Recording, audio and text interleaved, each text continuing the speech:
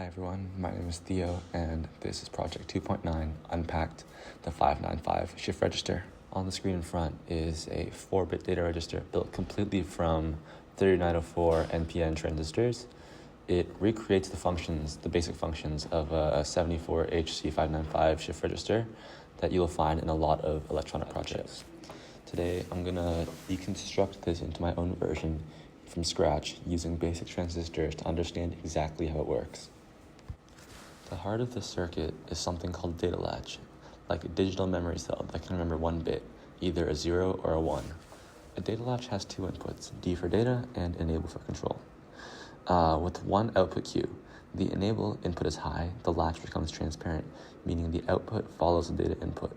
However, when enable is low, the latch stops responding to changes at the D input and holds the last data value. This controlled behavior allows timing when a bit of data is captured and when it is ignored. To make the D latches, I emulated logic gates using these transistors. A NAND gate uses two transistors connected in series. When both inputs are high, both transistors turn on, creating a path to ground that pulls the output low. And if either output is low, then at least one transistor stays off, so the output stays high. An inverter is even simpler. When the input is high, the transistor turns on and pulls the output low.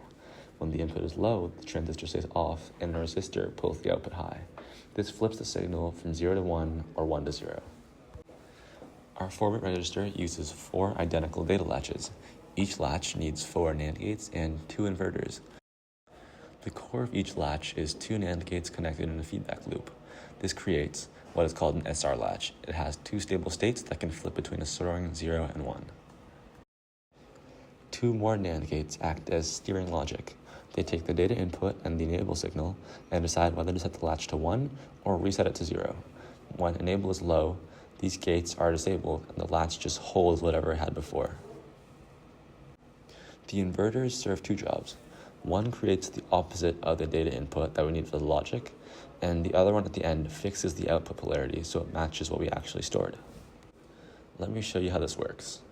I'll set these dip switches to create a binary pattern, say 1 0 1 0.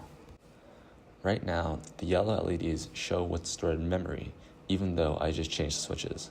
The stored data hasn't changed because the enable signal is still low. When I press this button, it sends a high enable signal to all 4 latches at the same time. Now they all look at their data inputs and then update their stored values. Notice how the yellow LEDs have changed to match the switch position. Now if I change the switches again, notice the yellow LEDs don't change until I press the button again. The latches are holding their data even though the inputs have changed. Finally, this slide switch controls the final outputs through AND gates. The red LEDs only turn on when both conditions are met. Either the data is stored in the latch and the output enable is turned on. This was project 2.9. Thank you for watching.